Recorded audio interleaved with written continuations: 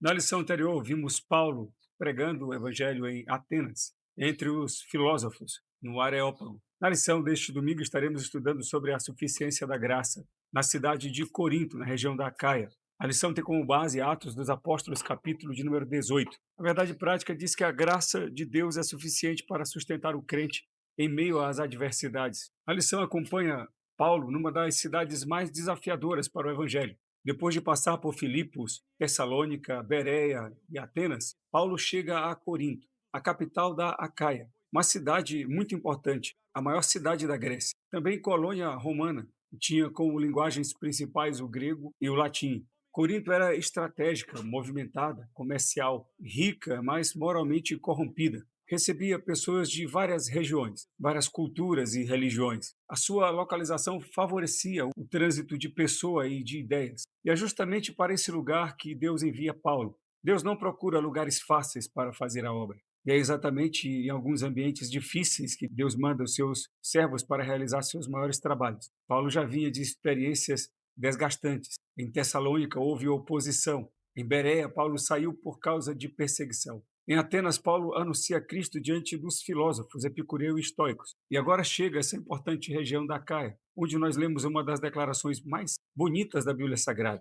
Atos dos Apóstolos, capítulo 18, versículos 9 e 10. E disse o Senhor em visão a Paulo: Não temas, mas fale e não te cales, porque eu sou contigo e ninguém lançará a mão de ti para te fazer mal, pois tenho muito povo nesta cidade. Que palavra extraordinária! Paulo via uma cidade, Deus via um povo. Talvez Paulo visse dificuldades, Deus estava vendo pessoas sendo alcançadas. Paulo estava, talvez, vendo oposição, mas Deus estava vendo uma igreja sendo formada. E essa é a ideia central desta lição. A missão de Deus não depende da facilidade do lugar, mas da suficiência da graça de Deus. E é justamente sobre o lugar que o primeiro ponto da lição trata. Paulo chega a Corinto, um lugar de riqueza material, mas de miséria espiritual. O versículo 1, Lucas registra: Depois disto, partiu Paulo de Atenas e chegou a Corinto. Como já dissemos, Corinto era uma região rica, porque ficava em uma situação geográfica privilegiada. É um istmo, um pedaço de terra de 15 quilômetros, ficava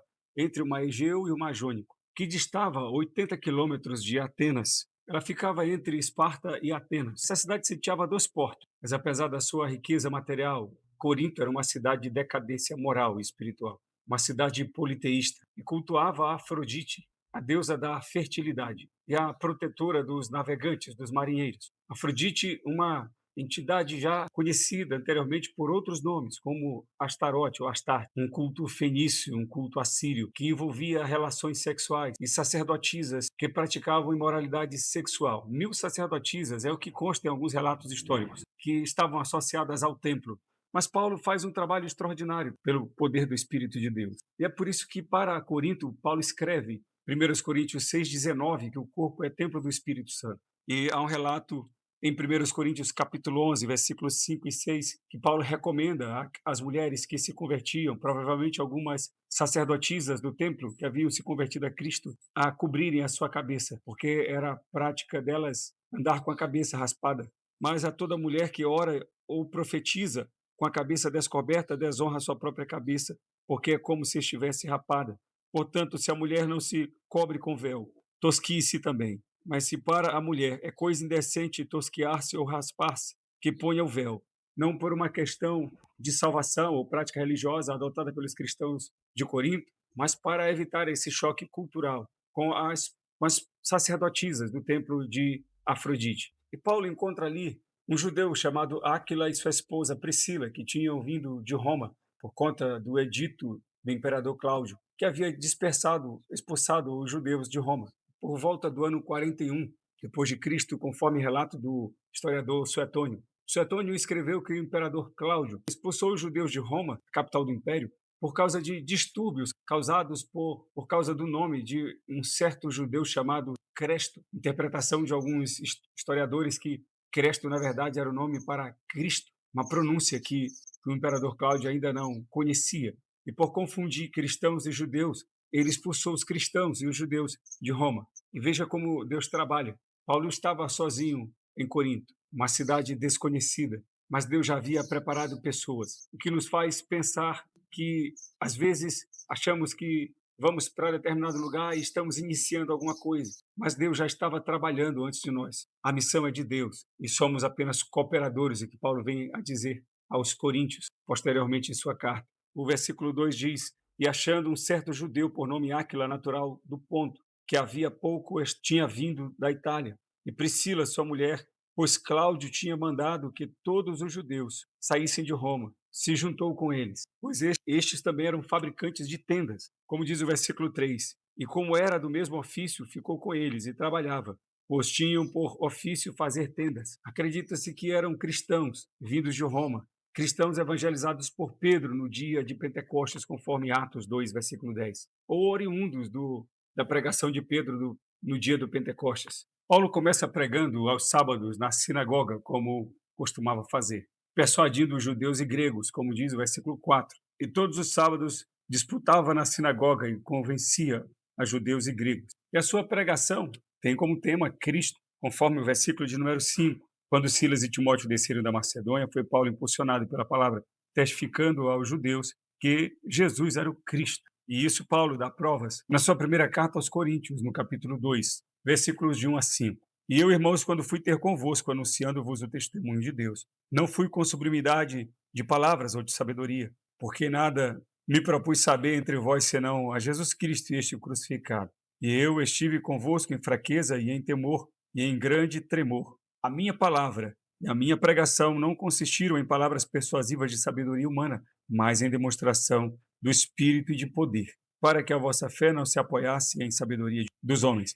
mas no poder de Deus. Mas aí novamente surge uma oposição. Alguns judeus rejeitaram a mensagem de Paulo, mas quando uma porta se fecha, Deus abre outra. Paulo passa a utilizar a casa de Tício Justo, que ficava ao lado da sinagoga. E o próprio chefe da sinagoga, Cristo, crê no Senhor, ele e toda a sua casa. Muitos coríntios também creram e foram batizados, conforme os versículos de 6 a 8. Mas resistindo e blasfemando eles, sacudiu as vestes e disse-lhes: O vosso sangue seja sobre a vossa cabeça, e eu estou limpo, e desde agora parto para o gentio. E saindo dali, entrou na casa de um homem chamado Tício Justo, que servia a Deus e cuja casa estava junto da sinagoga. E Crispo, o principal da sinagoga, creu no Senhor com toda a sua casa. Também muitos dos coríntios, ouvindo, creram e foram batizados. Paulo ainda dividia o seu tempo entre o trabalho como fazedor de tenda, o ofício como fazedor de tenda para se sustentar, assim como também fez na Tessalônica. E ele dá provas disso na sua primeira carta aos Tessalonicenses. Mas com a chegada de Silas e Timóteo, vindos da Macedônia, que trouxeram donativos dos macedônios, Paulo dedica-se inteiramente à pregação do evangelho. A oposição veio, mas não interrompeu a missão de Paulo. Pelo contrário, Deus o fez avançar ainda mais na obra. Portas fechadas não significam necessariamente missão encerrada. Às vezes, Deus está apenas redirecionando o caminho. O ponto 2 da lição fala sobre a continuidade da missão, fala sobre o encorajamento divino. A graça sustenta o missionário. Corinto não era um lugar espiritualmente confortável. Era uma cidade marcada pela imoralidade, idolatria e corrupção.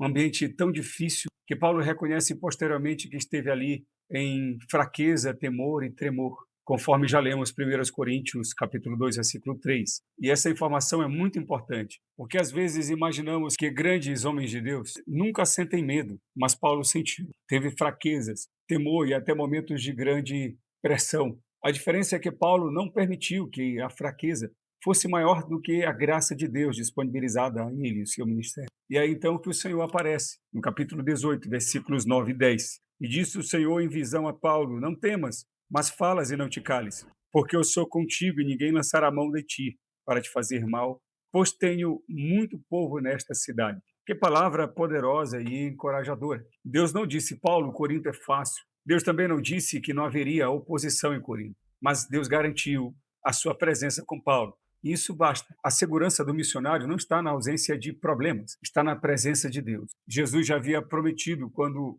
comissionou os seus discípulos em Mateus 28, 20. E eis que estou convosco todos os dias, até a consumação do século. O Salmo 23, versículo 4 declara: Ainda que eu ande pelo vale da sombra da morte, não temerei mal nenhum, porque tu estás comigo. E é aqui que entendemos o significado da suficiência da graça.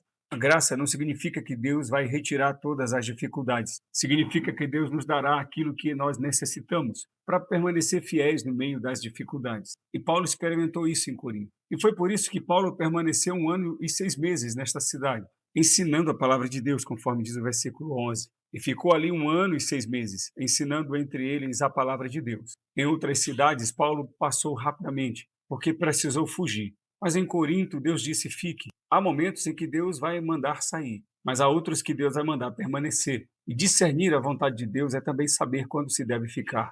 É a graça de Deus que vai sustentar o missionário, independente das circunstâncias que ele enfrente. No terceiro ponto desta lição, o autor fala sobre a graça que sustenta em meio à oposição, falando sobre Galho, o procônsul daquela província. A mensagem de Deus não depende da sabedoria humana. E aqui acontece outra característica marcante do ministério do apóstolo Paulo. Depois da experiência em Atenas, Paulo chega em Corinto com uma abordagem bem diferente, uma abordagem bem direta. Ele mesmo explica, na sua primeira carta aos Coríntios, capítulo 2, versículo 2: porque nada me propus saber entre vós, senão a Jesus Cristo e a este crucificado. Paulo não está dizendo que despreza o conhecimento. Ele simplesmente está afirmando que o centro da sua mensagem não é a filosofia ou o conhecimento humano, mas Cristo. E também está afirmando que não era a sua capacidade intelectual, e também não era a sua eloquência, e sim Cristo crucificado. E ele continua no versículo 4 da primeira carta aos Coríntios: a minha palavra e a minha pregação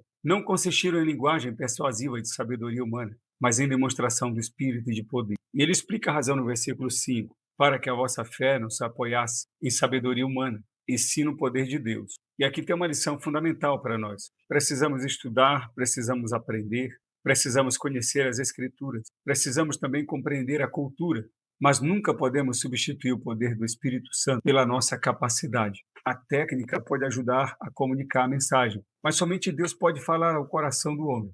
E é por isso que Paulo não confia em sua própria capacidade. Ele confiava na graça. E essa graça foi suficiente para produzir uma igreja em Corinto. Uma igreja que mais tarde enfrentaria muitas dificuldades, mas também uma igreja que recebeu os ricos dons de Deus e que foi profundamente ensinada pelo apóstolo Paulo. A graça de Deus não apenas salva, ela sustenta, ensina, corrige e transforma.